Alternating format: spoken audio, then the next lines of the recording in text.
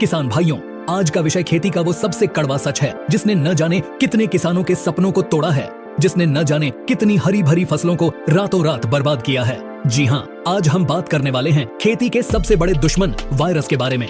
हम बाजार से महंगी दवाई लाकर डाल चुके हैं, हजारों रुपए खर्च कर दिए हैं, लेकिन फसल ठीक होने का नाम नहीं ले रही। आखिर ऐसा क्यों होता है? क्यों दुनिया की महंगी से महंगी दवाई भी काम नहीं करती? क्या हमारी खेती अब भगवान भरोसे है या फिर इसका कोई वैज्ञानिक तरीका है जिसे हम अब तक नहीं जानते थे? किसान भाइयों, घबराइए मत, आज का यह वीडियो आपके लिए एक मास्टर क्लास होने वाला है। अगले कुछ मिनट में मैं आपको वायरस के बारे में वो A to Z जानकारी दूंगा जो शायद आपको किसी कृषि विश्वविद्यालय में भी इतनी आसानी से नहीं समझाई जाएगी। आज हम जानेंगे कि वायरस असल में क्या है, यह खेत में आता कहां से है, इसे पहचाने कैसे, और सबसे जरूरी बात, इसका पक्का इलाज या मैनेजमेंट कैसे करें। अगर आप एक गंभीर किसान हैं और अपनी गाढ़ी कमाई को बर्बाद होने से बचाना चाहते हैं तो मेरी आपसे विनती है कि इस वीडियो को छोड़कर कहीं मत जाइएगा। वीडियो पसंद आए तो लाइक करें, चैनल को सब्सक्राइब जरूर करें। तो चलिए शुरू करते हैं। सबसे पहले हमें यह समझना होगा कि आखिर वायरस चीज क्या है। देखिए, हमारी फसलों में बीमारियां मुख्य रूप से 3 वजहों से आती हैं। फंगस यानी फफूंद, बैक्टीरिया यानी जीवाणु, और तीसरा है वायरस यानी विषाणु। फंगस को मारने के लिए हमारे पास फंगिसाइड हैं, बैक्टीरिया को रोकने के लिए एंटीबायोटिक हैं, लेकिन वायरस कुदरत की एक ऐसी पहेली है जो न तो जिंदा है और न ही मुर्दा। वायरस एक प्रोटीन का टुकड़ा है। जब तक यह पौधे के बाहर है, यह मिट्टी में या हवा में पड़ा रहता है, यह कुछ नहीं कर सकता। लेकिन जैसे ही इसे एक जीवित कोशिका यानी पौधे का सेल मिलता है, यह उसके अंदर घुस जाता है और अंदर घुसते ही यह पौधे के सिस्टम को हाईजैक कर लेता है। यह पौधे को आदेश देता है कि तुम अपना खाना बनाना बंद करो और मेरी कॉपी बनाना शुरू करो। देखते ही देखते पौधे की सारी ऊर्जा वायरस अपनी संख्या बढ़ाने में लगा देता है। इसी कारण से पौधा पीला पड़ने लगता है, उसका विकास रुक जाता है और पत्तियां मुड़ने लगती हैं। अब आप समझ गए होंगे कि बाजार में मिलने वाली कोई भी दवाई वायरस को क्यों नहीं मार पाती, क्योंकि वायरस पौधे के सिस्टम के अंदर घुस कर बैठा है। अगर आप ऐसी दवाई डालेंगे जो वायरस को मारे तो वह दवाई पहले आपके पौधे को ही मार देगी। इसीलिए पूरी दुनिया में वायरस को खत्म करने वाला कोई सीधा जहर नहीं बना है। तो अब सवाल आता है कि हम खेत में खड़े होकर यह कैसे पहचानें कि हमारी फसल में वायरस लगा है या यह कोई खाद की कमी है, क्योंकि कई बार लक्षण एक जैसे दिखते हैं। वायरस के लक्षण अलग अलग फसलों में अलग अलग हो सकते हैं, लेकिन इसके 4 सबसे मुख्य लक्षण हैं जिन्हें आपको ध्यान से समझना होगा। पहला और सबसे आम लक्षण है लीफ कर्ल यानी पत्तियों का मुड़ना। इसे हम मरोड़िया रोग भी कहते हैं। इसमें पत्तियां या तो ऊपर की तरफ मुड़कर नाव जैसी हो जाती हैं या नीचे की तरफ मुड़कर उल्टी कटोरी जैसी बन जाती हैं। मिर्च और टमाटर में यह बहुत आम है, लेकिन यहाँ एक बारीकी है। अगर पत्तियां नीचे की तरफ मुड़ रही हैं, तो ज्यादातर यह माइट्स यानी मकड़ी का हमला होता है, और अगर पत्तियां ऊपर की तरफ मुड़ रही हैं, तो यह थ्रिप्स या वायरस का संकेत हो सकता है। वायरस वाली पत्तियां छूने पर कड़क और कुरकुरी हो जाती हैं, जबकि सामान्य पत्तियां मुलायम रहती हैं। दूसरा लक्षण है मोज़ैक। इसमें पत्तियों पर गहरे हरे और हल्के पीले रंग के धब्बे बन जाते हैं। पत्ती चितकबरी हो जाती है, जैसे किसी ने उस पर पेंट छिड़क दिया हो। इसे हम येलो मोज़ैक वायरस कहते हैं। यह उर्द, मूंग, सोयाबीन, भिंडी और पपीते में बहुत ज्यादा देखा जाता है। इसमें पत्तियां पीली पड़ने लगती हैं और प्रकाश संश्लेषण की क्रिया पूरी तरह ठप्प हो जाती है। तीसरा लक्षण है रिंग स्पॉट। इसमें फलों या पत्तियों पर गोल गोल छल्ले बन जाते हैं। अगर आप पपीते की खेती करते हैं तो आपने पपीते के फल पर गीले गीले से गोल निशान देखे होंगे। यह पपीता रिंग स्पॉट वायरस है। और चौथा लक्षण है बौनापन या स्टंटिंग। इसमें पौधे की बढ़वार अचानक रुक जाती है। पौधे की 2 पत्तियों के बीच की दूरी, जिसे हम इंटरनोड कहते हैं, वो बहुत कम हो जाती है। पौधा एक झाड़ी जैसा बन जाता है। पत्ते छोटे छोटे और गुच्छेदार हो जाते हैं। इसे बंची टॉप वायरस भी कहा जाता है, जो केले की फसल में बहुत आता है। अब जब हमने यह समझ लिया कि वायरस क्या है और दिखता कैसा है, तो अब सबसे महत्वपूर्ण सवाल पर आते हैं। यह वायरस आपके खेत में आता कहां से है? इसका वाहक कौन है? किसान भाइयों, वायरस के अपने पैर नहीं होते। यह हवा में उड़कर भी नहीं आता। इसे एक पौधे से दूसरे पौधे तक जाने के लिए एक वाहन या टैक्सी की जरूरत होती है, और खेती की दुनिया में यह टैक्सी है रस चूसने वाले कीड़े। जी हाँ, शकिंग पेस्ट्स। यही वो असली मुजरिम हैं जो आपके खेत में वायरस फैलाते हैं। इनमें सबसे खतरनाक है सफेद मक्खी यानी व्हाइट फ्लाई। यह दुनिया की सबसे शातिर मक्खी है। जब यह किसी बीमार पौधे पर बैठकर उसका रस चूसती है तो वायरस इसके पेट में चला जाता है। वहां यह वायरस सुरक्षित रहता है। फिर जब यह मक्खी उड़कर किसी स्वस्थ पौधे पर बैठती है और अपनी सूंड उस पौधे में डालती है, तो अपने लार के साथ यह वायरस को उस स्वस्थ पौधे के खून में इंजेक्ट कर देती है। सिर्फ सफेद मक्खी ही नहीं, थ्रिप्स भी एक बहुत बड़ा वाहक है। मिर्च और टमाटर में आने वाला तोतापरी वायरस या स्पॉटेड विल्ट वायरस थ्रिप्स ही फैलाता है। इसके अलावा माहू या एफिड्स भी मोज़ैक वायरस फैलाने में माहिर होते हैं। कुछ वायरस बीजों के अंदर भी छिपे होते हैं। अगर आपने बाजार से ऐसा बीज खरीदा जो पहले से संक्रमित था, तो पौधा उगते ही बीमार हो जाएगा। इसे हम सीड बॉर्न इन्फेक्शन कहते हैं। और एक तरीका है यांत्रिक फैलाव।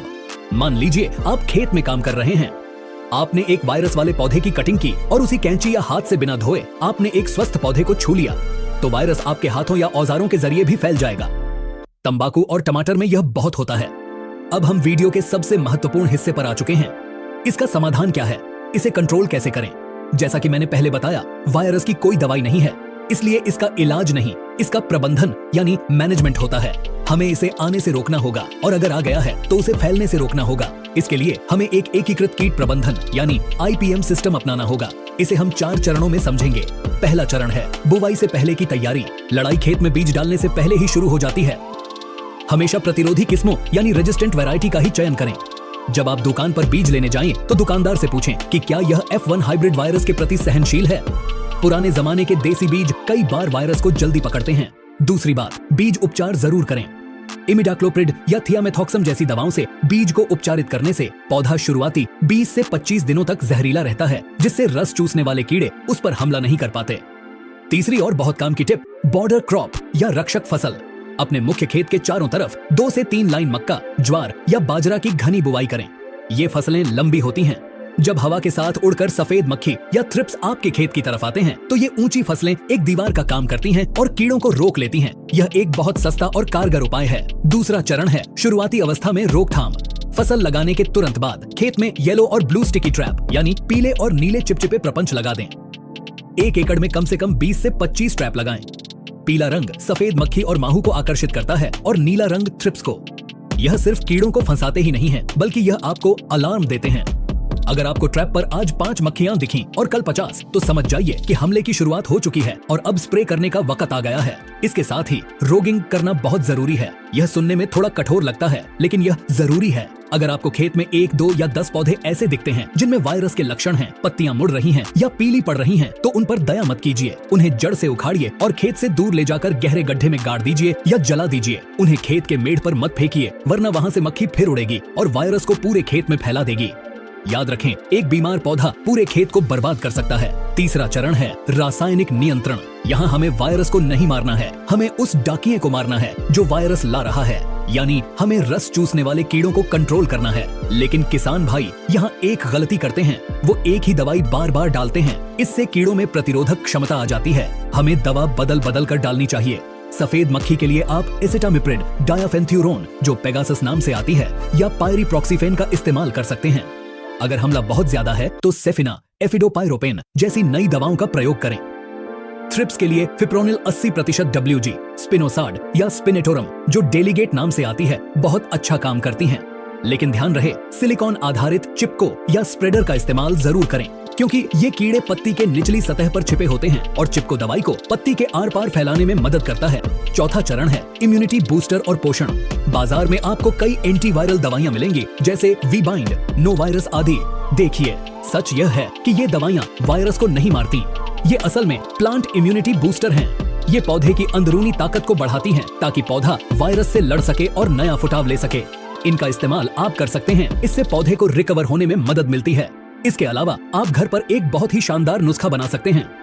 तांबे के बर्तन में या प्लास्टिक की बोतल में तांबे का तार डालकर उसमें खट्टी छाछ यानी मट्ठा भर दें। इसे 10 से 15 दिन सड़ने दें। जब यह पूरी तरह सड़ जाए तो यह एक बेहतरीन फंगीसाइड और वायरस निरोधक बन जाता है। इसे 500 मिलीलीटर से लेकर 1 लीटर प्रति पंप की दर से स्प्रे करें। यह पौधे को सूक्ष्म पोषक तत्व भी देता है और बीमारियों से भी बचाता है। इसके साथ साथ पौधे को जिंक और मैग्नीशियम सल्फेट का स्प्रे जरूर दें, क्योंकि जब वायरस आता है तो पौधे में जिंक की भारी कमी हो जाती है। जिंक देने से पौधे में फिर से हरापन और नई कोपलें आने लगती हैं। किसान भाइयों, वीडियो के अंत में मैं आपको कुछ ऐसी गलतियों के बारे में बताना चाहता हूं जो अक्सर हम अनजाने में कर बैठते हैं। सबसे बड़ी गलती है खरपतवार। हम फसल तो साफ रखते हैं, लेकिन खेत की मेड़ पर गाजर घास या पार्थेनियम खड़ी रहती है। याद रखिए, जब खेत में फसल नहीं होती तो वायरस और सफेद मक्खी इन्हीं घासों पर जिंदा रहते हैं। इसलिए खेत के साथ साथ मेढ़ों को भी साफ रखें।